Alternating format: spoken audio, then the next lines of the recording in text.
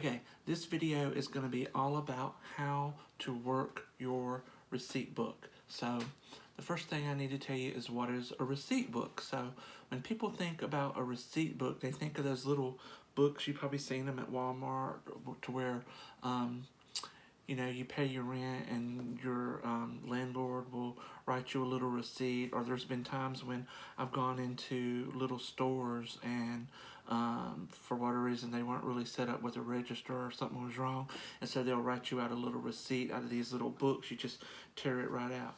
But actually, the term receipt book goes back further than what we think of it as today. The word receipt is related to the word recipe and the word received. And a receipt book is actually a book of things received. And in this instance, it's things like spells, formulas, rituals, things of that nature. In my video I did yesterday, I showed y'all my receipt book, or in this instance, I wrote Conjure Book on it. This is one of my receipt books. I also have a smaller one here for on the go, and I've had this one, I don't know, 10, 15 years. Those are two of my little receipt books. And another word for your receipt book you may have heard is Grimoire, which relates to grammar and writing. In Wicca, it's called the Book of Shadows. You may call yours your hoodoo book, your magic book, whatever. Whatever you call it, it's your magical diary, it's your magical record of all your spells, rituals, formulas, what have you. Now that goes to what goes into a receipt book, and that will depend on the things that you're interested in, the type of magic you want to practice, and things of that nature. So, for example, some general things that would go into a receipt book would be magic spells and rituals, recipes and formulas. You might want to write about your family traditions. If you attend any workshops and you get a little flyer or something, you can write that or put it in your receipt book. Perhaps local legends and lore. If you're interested in working with saints or spirits, you might have information about those particular entities. Some people might write their dreams, or they may make a record of their divinations or how to do divination. These are some of the things that would go into a receipt book.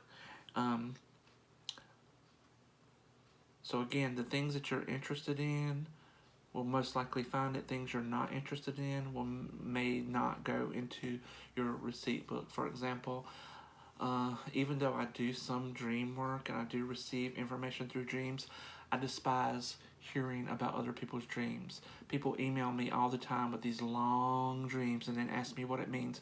Don't do that. I'm not a dream. I don't interpret other people's dreams, and actually reading other people's dreams puts me to sleep. So don't send me your dreams. When I was young and I was first interested in magic, and I was interested in magic going way back very young.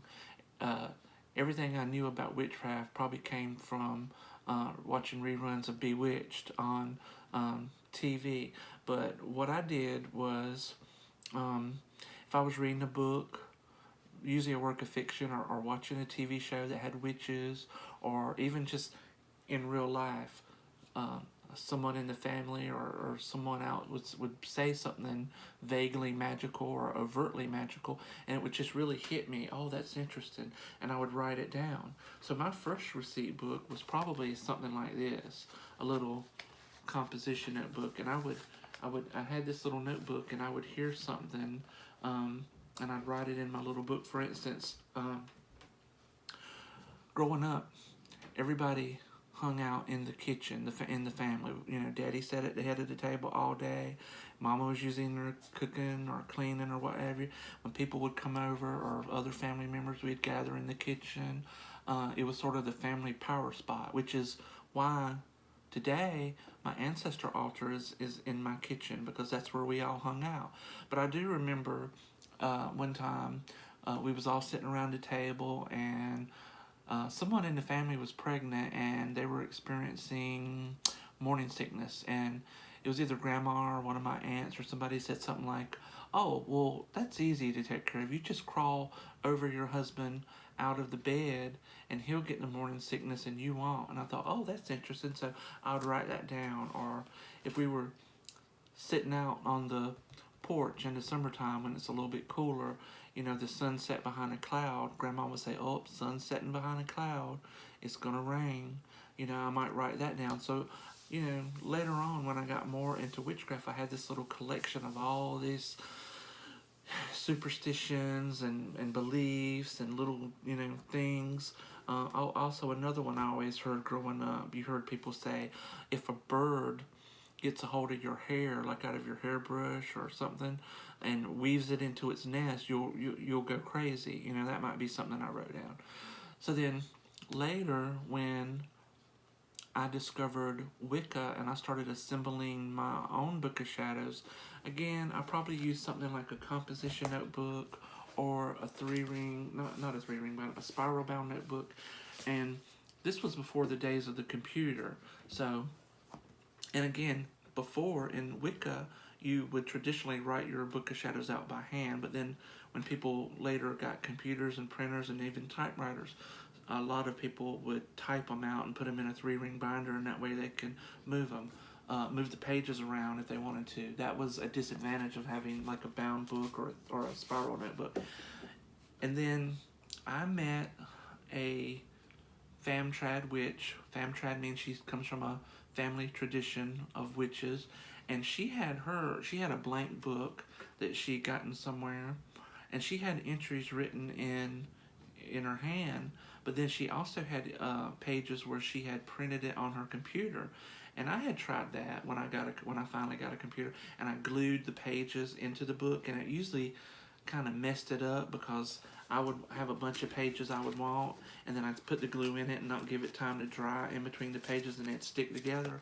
Well, this witch, she showed me how in her book she didn't use glue, she used tape to tape it. And then right now, this is what I'm using as an example. This is one of my astrology notebooks. This is one of my old ones on astrological progressions, which that's a whole other topic, but I'm just using this as an example of what I did back then. So what I did was I typed up my rituals and spells, and then I just cut around the page, and then I used clear tape to tape it into the book. This book here is probably 10 years old, and eventually, maybe if I don't take care of it, the tape may come loose, but you can always tape over that again. And like I said, this book here is probably 10 years old or more. And so that was probably my first Book of Shadows receipt book grimoire. And later, when we finally discovered the mall, our mall was about 45 minutes away from where I grew up. It was 45 minutes one way. And when I found the mall and I found Walden Books and started buying books about witchcraft and magic and stuff, that's when I found the little blank book journals in the mall. They had them there. And that's when I, got my own blank book and started keeping books like this. So those are some of the things you're going to want to put in your book, and some of your ways you can put information in your books. Incidentally, I also wanted to go over some things that I had put in my book that you might not want to put in yours. For example, sometimes I would put in newspaper articles, especially around Halloween. If you get sometimes they'll put local lore in there, or they'll interview local witches. I know they've done that here where I live now. Another thing I put in my book was usually, one of my interests was magic and popular culture. So if there was ever an article about Bewitched or something, or Charmed, I did have articles about that in my book, because that was one of my interests. At one point, I collected spells and rituals found in works of fiction, like books, magazines, TV shows, comic books, and then I would write about it in my blog, analyzing it against real world theology, magical theory, and practice. And I would either, suggest improvements to the spell, or if it was fine like it was, just leave it like it was. So that's something I collected. Anyway, let's get on to how you're going to work your book. So when you find something you want to write in your book, like you know, there might be general information, like general how to do a general candle spell. It was like a framework that you can add to from beginning to end. And then you just plug in your specific, you know, what herbs am I going to use, what candle color am I use, what oil am I going to use, what prayer am I going to use, what have you. You're going to find that you're going to write spells, but I'd suggest that when you write a spell, you don't put it in your book right away, because you don't know if that spell is going to work for you or not. The same way goes with if you buy a book. If you buy my book, Secrets of a Sissy Boy, available on Amazon. It's a gay grimoire of modern magic for men who love men and the hags who worship them. That's my plug for the book this time. Anyway, when you find a book in a by another author or spell book or on a web page, and you like it and you think you might want to use it at some point, I wouldn't automatically put it in my book. If you're using a bound book, if you're using a 3-ring binder where you can remove pages, that's okay. But what I do is I usually take a little index card. Usually they're big enough. If not, I'll use a piece of paper, and I'll write the spell down on the index card, even my own new spells I'm writing. And when I cast that spell, I would wait to see if it works for me or not. How did it work out? If it works, great. But I still don't put the spell in my book yet. You know, this book only has a certain number of pages, and I don't want to put something in here that's not going to work for me. So I don't put a spell in my book until it's successfully worked for me at least 3 times. The same thing goes for other people's spells. So let's say I either write a spell or I found another spell by another author. I wrote it on my card. I cast a spell. I wait to see what happens, or what level of movement I get on my issue. Well, then, if it works, great. I'll have to use it 2 more times before I put it in my book. But if it doesn't work, what I do is, that's when I go back and I look at it and I say, drawing on my own experience over the years of practicing magic and witchcraft, what could have gone wrong? Was it something I did, or was it the spell? Was it the choice of oils or herbs, or the order of the spell that was wrong? What can I do to modify it? So maybe I had a recipe for a mojo bag, and I think, well, you know, this mojo bag might have worked for this author, but maybe it'll work better for me as a candle spell. So I'll take those herbs that they called for in the mojo bag, and I'll work it into a candle spell.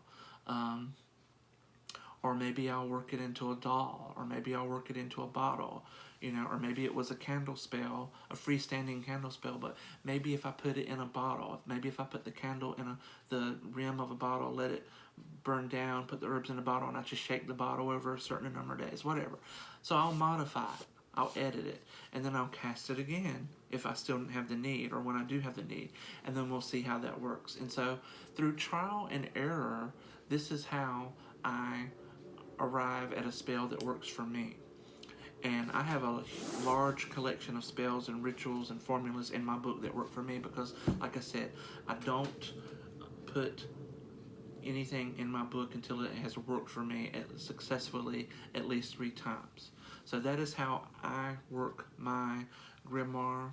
Your mileage may vary. Anyway, I hope you enjoyed this video, and please use the comment section to let me know how you work your receipt book.